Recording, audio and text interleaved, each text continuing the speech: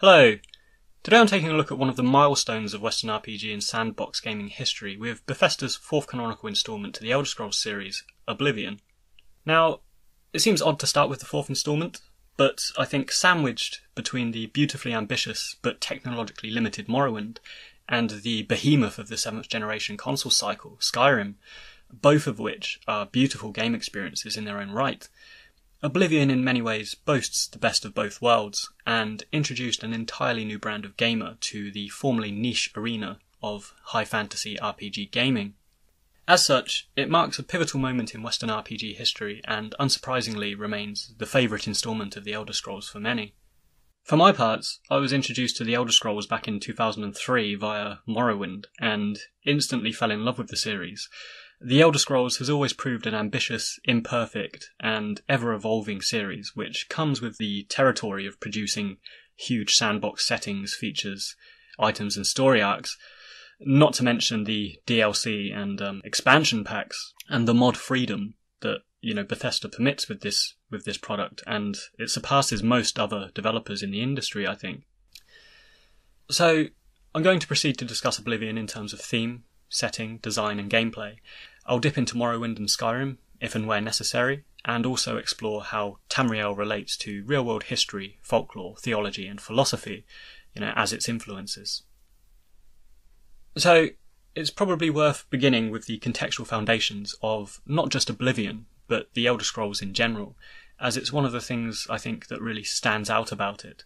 There is a richness and depth to its world, to the extent that the history and setting of Tamriel is almost tangible, and in many ways analogous to the real world in terms of historical epochs and cultural paradigms. For example, in the real world, you might say that the Battle of Bannockburn of 1314 was a decisive step towards Scottish independence against the English, which has had a permeable impact on the way that we perceive the map and the world today. In the same sense, you can say that the Oblivion crisis of the Third Era saw the decline and fall of the Septim Empire, and saw Titus Mede begin the Fourth Era, which permeably echoes into the events and civil wars apparent in Skyrim, which, for my part, I just think that's fantastic world building, and this subtle tapestry of historical political events are woven throughout each Elder Scrolls game, if you go looking for them and if you pay attention to them, and also read the hundreds of books that are dotted around the world, which I'll touch on later. So the setting of Tamriel across each game shifts focus, both in terms of geographical setting and chronological setting. Thus, over the course of the series, it builds up this historical and cultural narrative that's not only giving the player insight into racial and cultural paradigms and developments of religions and regions and kingdoms, but often actually embeds them within these paradigms and pivotal events, such as the Oblivion crisis, which I'll be discussing today.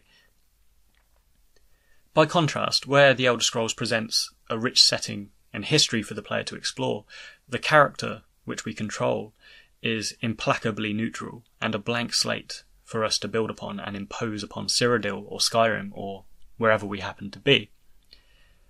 As such, our morality, interactions, decisions, along with our aptitudes, religion, race and class, are entirely player dependent and wholly empowering facets of gameplay that set the Elder Scrolls and Fallout as well, that sets these apart from many other RPGs we see in the world today. So, let's turn to Oblivion now, and starting with world setting and story, many have considered the opening of the game an immediate contradiction in terms to what I've just mentioned. Bethesda's ethos of having the freedom to forge your own story seems stunted by the player beginning in prison, which instantly puts a negative moral connotation on whatever character, whatever your character has previously done, and whatever character you subsequently construct for yourself. It's quite hard to have a benevolent knight class when you've begun narrative-wise in a prison cell. So the intent of this is clearly to confine the character, guide them through some onboarding in a very closed environment, and then reward them with the big Jeremy Soule soundtrack, accompanied by this free roam entry into the hitherto unseen world. And although this is obviously the case, I feel that the similar introduction of Skyrim was much better at rationalising this imprisonment scenario for a neutral character build, because your fellow prisoners and even the guards who are sentencing you aren't sure who you are or where you come from, or who you're allied to, which gives the possibility of mistaken identity or just bad luck a certain plausibility that Oblivion seemed to lack. So Oblivion proceeds to stagger through the narrative context by quickly introducing Emperor Uriel Septim, who immediately befriends you and places his trust into you. And, I wasn't overly perturbed by this improbable storyline, because like many, the main quest is actually secondary or perhaps even tertiary for me when it comes to playing the Elder Scrolls games. But even accepting the concept of dreams and fate, which Oblivion thematically hinges around, these weren't delivered in the most convincing way due to the immediacy and rushed nature of the Emperor attempting to flee the mythic dawn. And it seems quite apparent that the developers' primary concern in these sequences was to acclimatise the player to the controls and the combat scenarios, for example, prior to their escape into the world.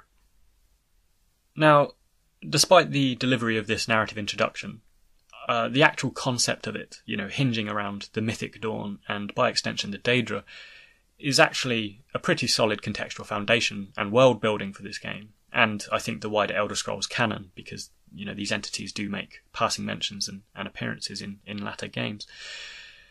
Now, the pantheon of demonic princes from Oblivion have been consistently alluded to in Elder Scrolls lore, and are representative of the polytheistic diversity and uniqueness of the Tamriel setting.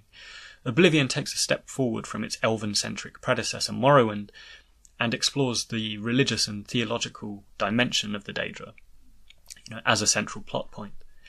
Indeed, where most Elder Scrolls games take their title from the location in which it takes place, such as Daggerfall, Morrowind, Skyrim, etc., Elder Scrolls IV takes its title from the demonic dimension Oblivion, which we contend with throughout the game, owing to the significance of the Daedra in this game, and also perhaps because Elder Scrolls IV Cyrodiil sounds like a pretty impotent title. So, the Daedric forces around which this game hinges are analogous in presence and structure to a number of Druid and contemporary religious deities, I think, particularly in Abrahamic and Christian theology. The concept of oblivion, along with the notion that each Daedric prince oversees his own plane of oblivion, seems remarkably similar to the tiered description of hell in Dante's Inferno. Indeed, in demonology and demon classification, which emerged in Christian writings, during the Middle Ages, there is a hierarchy of demon, similar to the Daedric structure, such as lesser demons, dukes, and ultimately princes of hell, such as Beelzebub, who is perhaps the most consistently present demon, across these various writings in demonology. So, medieval writers such as Peter Binsfeld from Germany to King James I of England wrote extensively on the concept of demons, with each classifying and elevating different manifestations of demon to various degrees, based on their interests and opinions. And Elder Scrolls explores a very similar theological kind of contradiction, I suppose, with cults such as the Mythic Dawn, praising the Daedric prince Mehrunes Dagon, and more innocuous or marginalised sects of Tamriel praise their own specific deity, such as hunters and werewolves praising Hircine, the god of the hunt, and followers of the Nine Divines, of course, praising Akatosh, who is similar in stature and omnipresence, I think, to Odin or Zeus, in our real world kind of folklore and mythologies. So I can feel I'm starting to go down a rabbit hole here, but I won't delve too heavily into the theological elements of the series. But in relation to the wider setting and world, the polytheistic worship as a set piece, for major events and side quests and cultural divides, it can't be understated really. And much of the animosity between the different races in the Elder Scrolls and Tamriel do come from this religious backdrop, which is quite a significant, subtlety to the game.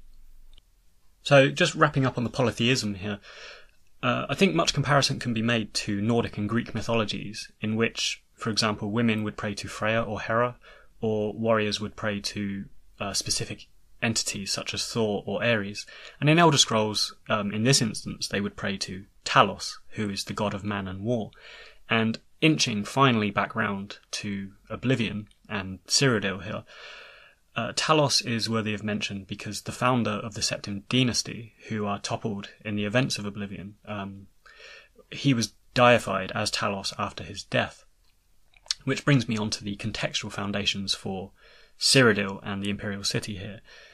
So, one of the prominent aspects of Cyrodiil, in terms of it being a conquesting empire, a hub of trade, commerce, a melting pot of race, class and creed, not to mention being led by a line of hereditary emperors, is how similar all of this is to the Roman Empire, established and ushered in during the 1st century. You know, much like Caesar Augustus, who was the first emperor of Rome and deified after his death, you know, to the extent that the month of August was named after him. Such was his, you know, kind of importance to their culture. Tiber Septim was deified as Talos after his death, as a show of his significance and continued influence on the events of Tamriel and the wider empire. So there's a clear parallel to ancient Rome here, and the tie to Cyrodiil and the Imperial City in particular extend, you know, beyond the significance of its first emperor, however, and there are numerous connotations apparent throughout the game. You know, firstly, looking at naming conventions, we have imperial characters with names like Servatius Quintilius and Hieronymus Lex, which are clearly, you know, Latinized. They're intended to appear Latin in origin. And indeed, Rome was founded upon the river Tiber. So even the emperor's name, Tiber Septim, has close etymological naming conventions that run parallels with the ancient city in the real world. We also have oddities specific to Cyrodiil, such as the battle arena, which serves the same gladiatorial purpose and function, as well as architectural similarities, I suppose, to the Colosseum of ancient Rome. And the Imperial Guards have close aesthetic similarities to the hoplites and Praetorian Guard of ancient Rome as well. And finally, just inching into Skyrim slightly, the nationalistic Stormcloaks vying for control of their homeland against the impending Imperial legions could also be considered a historical reference to the Roman expansion into Germania, Gaul and Britannia, which was a paradigm shift in history and culture, you know, which pretty much like reshapes the world as we know it. And, you know, that is the crux of what's happening, you know, throughout the narrative events of Skyrim. So there's more in terms of architecture, design and cultural connotation that we could draw comparison to with Rome. But I think, you know, that's enough without kind of delving further into this rabbit hole. I think that's enough to accurately contextualise the clear influences on Cyrodiil and the Empire here to be going with. Returning to Oblivion now, we control an ambiguous blank slate hero who, as is often the case in Elder Scrolls, is a prophesized or otherwise uniquely chosen individual who evolves to have some civilization-saving status as a hero. Before we enter the sandbox setting, we are required to set up our appearance and character class, which, in Elder Scrolls tradition, takes the form of a star sign, and, in my opinion, is a fantastic rationalization and in-world contextual function for setting player aptitudes. And Oblivion in particular has some beautiful archaic illustrations that beset each class, such as warrior, thief, mage, etc., to craft this immersion in gameplay and the game world. So I want to detour slightly and touch on this and Oblivion's UI design now, because I think the design principles employed here contrast starkly with Skyrim and perhaps contributed to Oblivion looking somewhat dated by comparison in recent years. The focus on skeuomorphic design, which is to say a design principle that seeks to tangibly reflect the objects and styles, you know, they're supposed to be representing. So in this instance, they're trying to reflect the period of Tamriel by having parchment textures and, you know, this kind of faded colour scheme and calligraphy style text for its typeface. And this is an attempt at immersion into the world. Looking at Skyrim by comparison, we have this very modern sans serif text and a black kind of, full screen menus and loading screens, which aren't exactly immersion breaking, but they're certainly a step towards a more minimalist design, compared to both Morrowind and Oblivion. So in terms of navigation and menu structure, the minimalist approach of Skyrim and the customizable menu layouts of Morrowind both succeed over Oblivion in my opinion. And playing on PC particularly, there's just an awful layout to this menu, and it's tiny and compartmentalized. Little tabs are tucked away in the corner, and they require numerous clicks to get through. And considering RPGs by their nature see a player spending a lot of time in the menus, optimizing and editing character builds, it's an important facet of the gameplay to get right. And Oblivion unfortunately fell a bit flat with this. So I just felt that the menu screens and the typography particularly seems quite dated when going back to it today. Anyway, moving swiftly on, once we attain our freedom, if you follow the main quest line, you quite quickly progress to become the hero of Kvatch, which you're pretty much revered for the remainder of the game by NPCs. If you're like me and prefer to deviate quite quickly from the canonical events of the game, you can also rise non-canonically through the ranks of the Fighters Guild, the Thieves Guild, the Dark Brotherhood, etc., to enter a leadership sort of status, which makes for some quite solid options and freedom for progression within this sandbox setting, allowing you to level your character however you wish. There's also a wealth of side quests and NPC micro-narratives to explore. For example, a very common early quest within the Imperial City would be Unfriendly Competition, which sees you kind of stalking Thorinir at the copious coin purse and, trying to resolve this domestic spat between merchants. Now, I've had this discussion with friends before about the quality of gameplay, tasks and interaction throughout these subquests, particularly in terms of diversity. Now, Skyrim, as a classic example, was touted for having unlimited quest lines by series veteran Todd Howard, but many argued that these devolved to become quite repetitive fetch quests and lacked the uniqueness expected of a contemporary game. Now, for my part, and discussing Oblivion specifically, I felt that the range of quests was generally actually pretty good. There was perhaps too many dungeon crawls for my liking, but generally I felt that there was a lot of depth, to this game in terms of, characterization and micro narratives and stories to explore. And my primary contention with the Elder Scrolls, and the reason I like it so much, is that the progression of the game is focused on the character's progression and leveling, personally, rather than some external story or forces that are kind of you're attempting to kind of succeed with. So the necessity of narrative depth and twists and turns is not a moot point, but it's less of a concern for me. And I felt that Oblivion did have its fair share of interesting characters and narratives to explore. The Fighters Guild, Thieves Guild and Mages Guild are also returning side quests that provide nice detours and narrative tangents in Oblivion. But there's always been a lingering issue in my mind, and this probably is my biggest issue with the side quests and the recurring side quests, is that they seem to lack ambition or entry criteria, for your character. What I mean by this is the Dark Brotherhood, for example, sees you eventually having to kill off all your compatriots, much like in Skyrim. And I think it'd be great if Bethesda opted to have some sort of party management or leadership gameplay dynamic with the guilds, wherein instead of being the sole survivor, you're running the show sort of thing, and you kind of generate regular income from that. And I think they've made steps towards this in the Fallout series, and Fallout 4 saw you being able to set up these camps and kind of, generating resource and money from that. So we may well see Elder Scrolls 6 following the same trajectory. But to date, I do take exception to having to be the sole survivor, in the Dark Brotherhood's questline. And similarly with the entry criteria, I find it quite amusing and sort of ridiculous that, you don't even need to have a mage build as a character, yet you can quite easily progress to become the Archmage of the Mages Guild without even having much magic capability.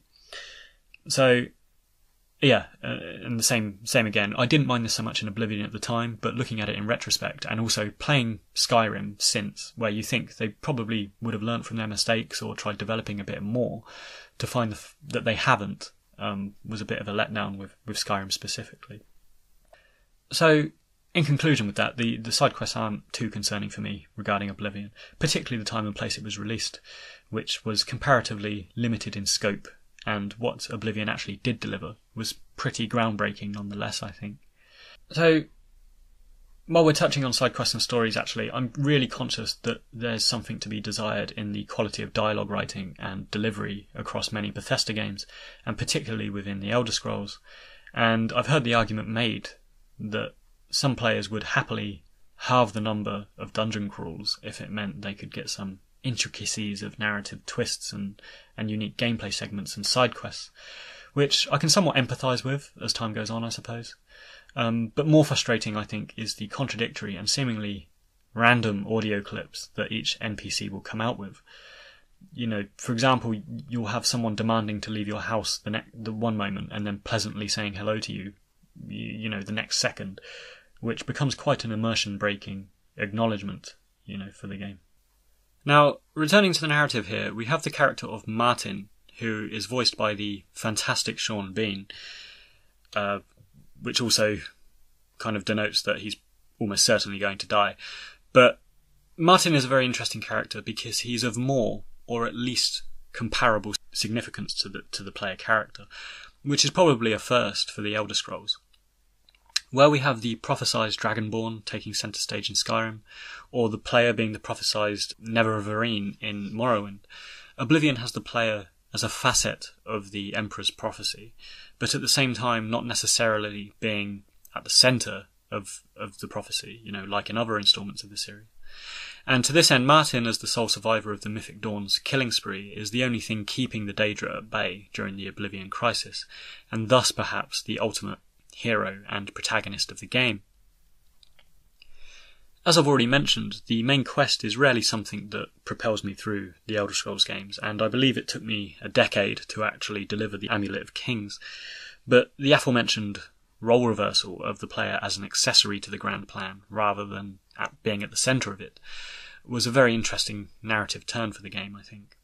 Canonically, in the story, we move swiftly from the Imperial City to Waynan Prairie, and then on to Kvatch and the first Oblivion Gate. While this can be a picturesque route full of landmark discoveries, bandit killings and levelling opportunities, Oblivion set a precedent for the series in having a fast travel function immediately available to the player, from the beginning of the game.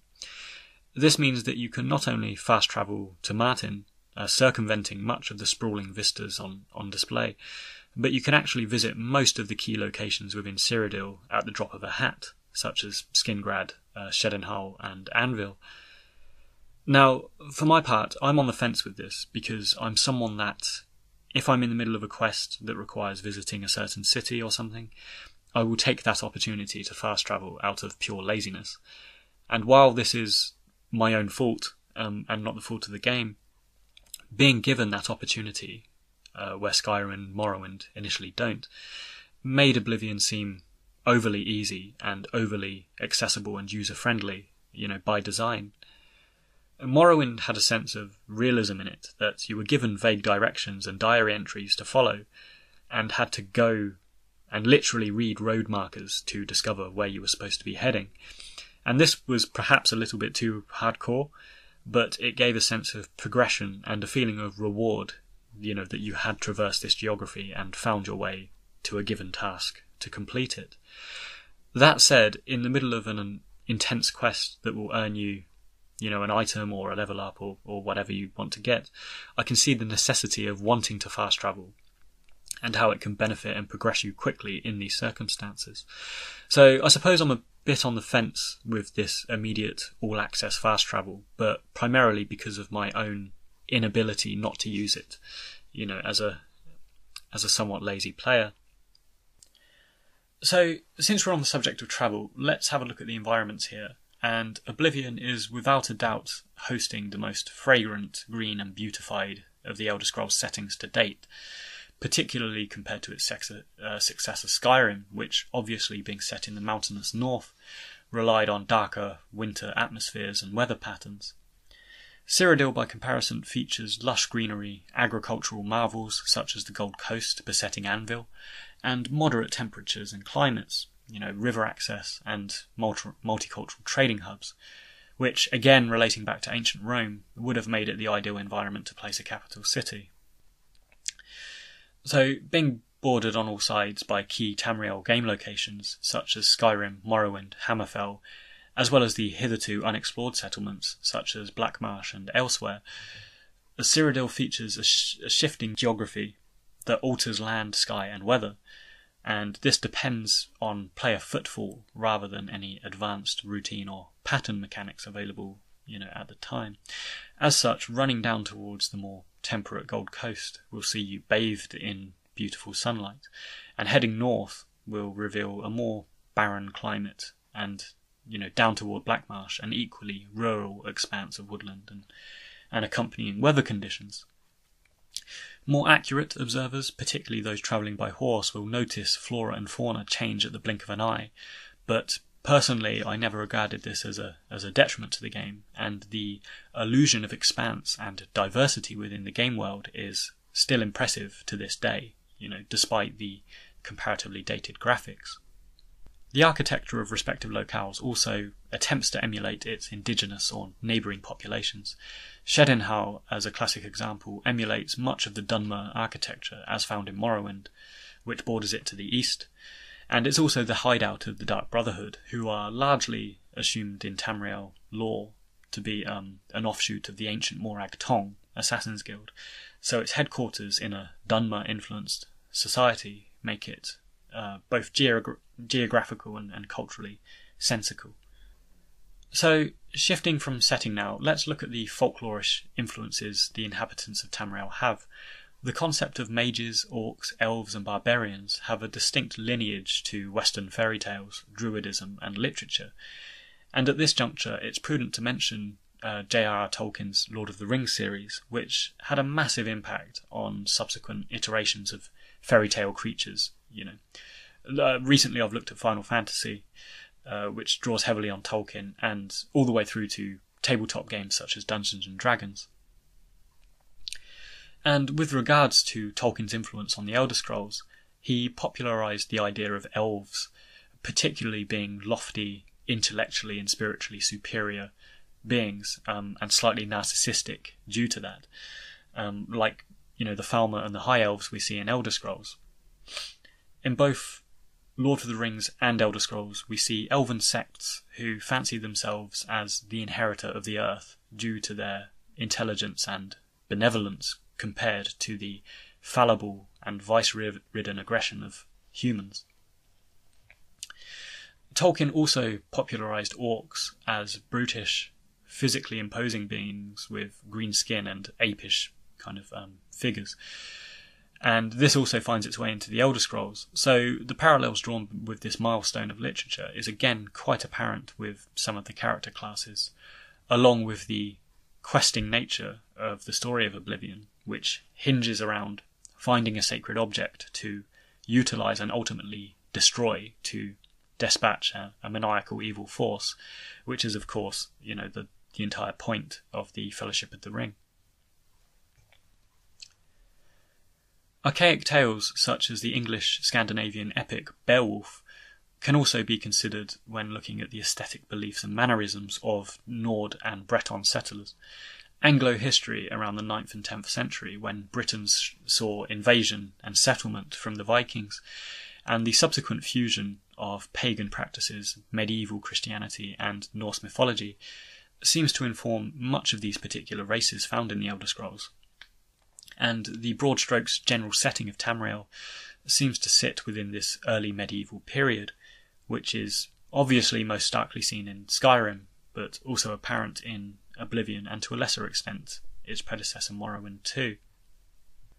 On the note of this pagan Christian melting pot, and turning to Oblivion specifically, Characters like Joffre and the monks in Cyrodiil are pretty much identical in appearance to medieval friars, from their simple robes indicating ascetic piety to their bowl-cut hairstyles, which were typical of these orders in the Dark Ages.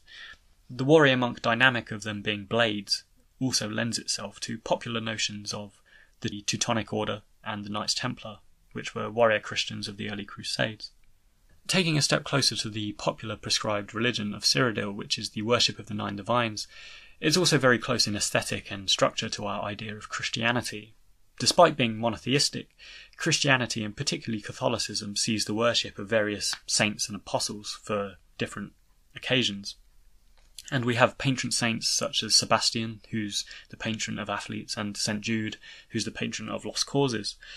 Now in Elder Scrolls, we have a similar thing where we have Mara, who is the patron of mothers, and Talos, who is the patron of war, and so on.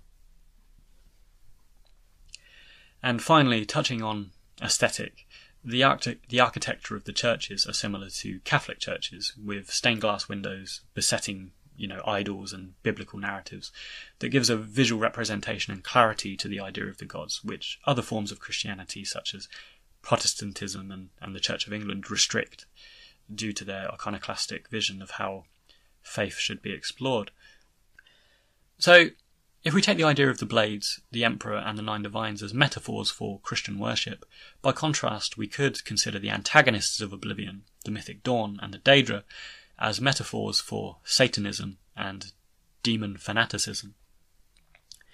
And interestingly, having touched on the Knights Templar when looking at the blades, the symbol for Satanism, which is the goat-headed deity Baphomet, was what the Templar Knights were actually accused of. They were accused of worshipping Satanism and Baphomet back in the 1300s, which subsequently resulted in them being rounded up and executed on Friday the 13th. And the Mythic Dawn, I think, share the same usurping of accepted notions of faith and focus. And instead of celebrating, Akatosh and Talos, they actually celebrate what is popularly considered to be a menacing figure, which is Mehrunes Dagon, which, like the Christian notion of Satan, is generally considered to be the antithesis of goodness. Looking at other antagonists, we return to the Western fairy tale source material. General antagonists we find in Elder Scrolls games. We have goblins and ghosts and wraiths and necromancers, all making a sort of frequent appearance throughout the game. But without wishing to dwell too heavily on the origins of the secondary and tertiary races in this game, I think it's also worth noting that despite the Western influence, there's also a lot of Eastern influences apparent too, if we scratch beneath the surface and look at the origins of some of these secondary races. So, for example, we have Khajiits. And Khajiits are really interesting, and I really hope they're explored more in later games. I know people think that Elder Scrolls 6 will be set in Hammerfell. We'll see. I don't think it will be set in elsewhere, but that would be super cool. Anyway, Khajiits are interesting because their culture seems to employ some sort of Indian caste system among their ranks, and there's various categorizations of the Khajiits, even within their own society. So they seem to have incorporated this sort of Hindu-inspired caste system among their ranks, which is really interesting. And the Red Guards are really reminiscent to me of the late Moorish warrior empire that spread across Africa, Europe and the Middle East at the height of its influence. And these are things that I think are definitely worth exploring and considering more. But regarding Oblivion, and the Roman imperial-inspired set pieces of Oblivion, they don't kind of feature quite as much in this particular game. So, turning now finally to gameplay, Oblivion employs a hitbox hack-and-slash fighting mechanic that is understandably an improvement on Morrowind and a blueprint for what Skyrim would go on to make better. The repetitiveness of slashing and spellcasting received payoff in Skyrim with the slow-motion execution and Fallout VATS-style climaxes. Lacking this, Oblivion retrospectively feels somewhat flaccid in its action, though not particularly bad for the time it was released, I suppose. Oblivion also retains some of the more unrealistic freedoms of Morrowind, which Skyrim has sought to remove and ground in reality. Consistently jumping to level acrobatics, for example, we'll see you being able to jump into the stratosphere pretty much. which personally is something I quite liked, as I'm keen on the option to be ridiculous in these games where possible. And on that note, actually, I was a bit put out that they removed the ability to levitate, which was available in Morrowind and one of my favourite ridiculous pastimes in that game, which admittedly did result in my death quite often. Now, I noted while playing through Oblivion, and I think it extends probably to most Elder Scrolls games, but the biggest obstacle in this open world gameplay I personally found to be encumbrance, and my unslakable desire to pilfer, hoard, and otherwise retain weapons, armour and potions leads my game to become a constant juggling between storing, selling and retaining, whatever I happen to encounter. I'm not sure if this is the case for everyone, and I have attempted a lean style of gameplay where I only keep one set of weapons and armour, but for the most part I just love grabbing whatever I can, so encumbrance seems to be the main antagonist for me during this game.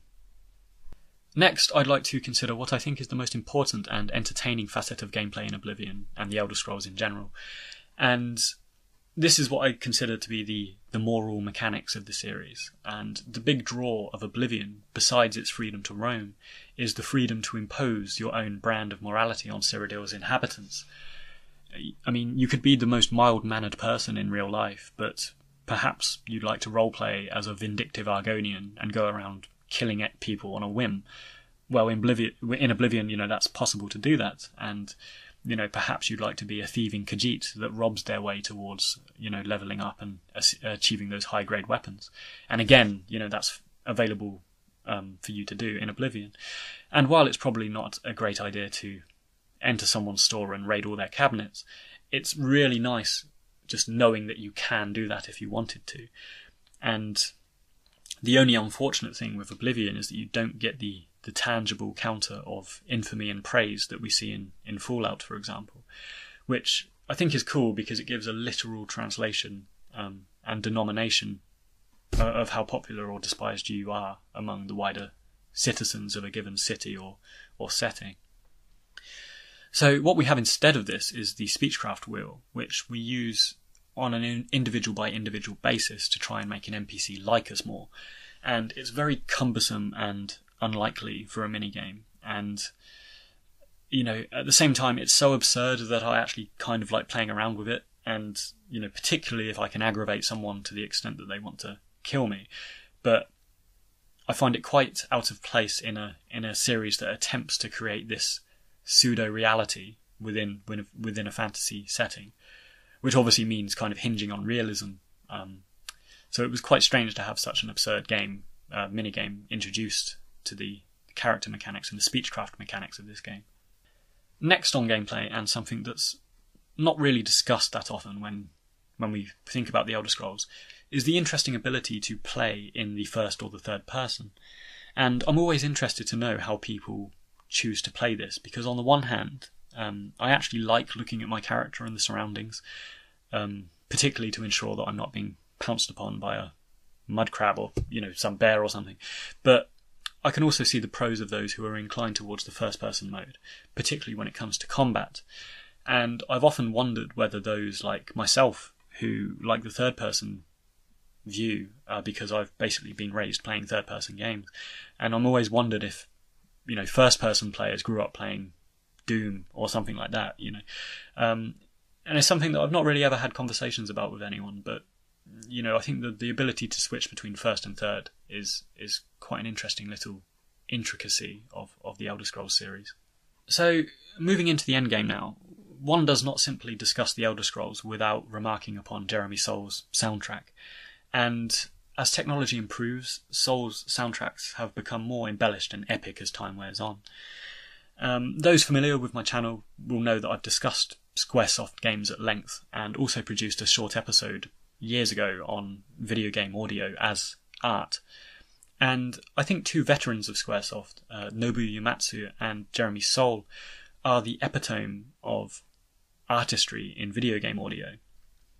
And I don't think it's too ridiculous a comparison to call Soule the Hans Zimmer of the video game industry, by which I mean the sense of the cinematic and melodic empowerment that are communicated in his soundtracks, supersede the content itself in some ways. And I don't think I'm the only one who, decades later, kind of retains the soundtrack for Morrowind or Oblivion in my mind. Perhaps more so than some of the gameplay and story aspects of the game. In conjunction with the sprawling vistas and exploratory nature of Oblivion, I feel the acutely fantasy and subtle orchestral accompaniments produced by Soul are basically the icing on the cake, and although I'd like nothing more than to play some of his soundtracks on this clip, I do respect his purportedly pedantic control of copyright on his material, and conclude only by saying that Jeremy Soule, Yuzo Koshiro of Streets of Rage, and Nobuo Uematsu are the holy trinity of my favourite video game composers, and my forays into the Oblivion soundtrack are, to this day, really quite consistent. So that about covers my thoughts around Oblivion. Having returned to this game recently in the wake of playing Skyrim, one can't help but admit that it has lost some of its lustre, but not so much around graphics and setting and things like that, which, the full bloom features still convey a sort of impressive, immersive, setting to explore. But rather, I think it's the subtleties of game design, such as its menu and combat mechanics, that really frustrate the user-friendly environments and the kind of the tech savviness that we find ourselves in today with the games.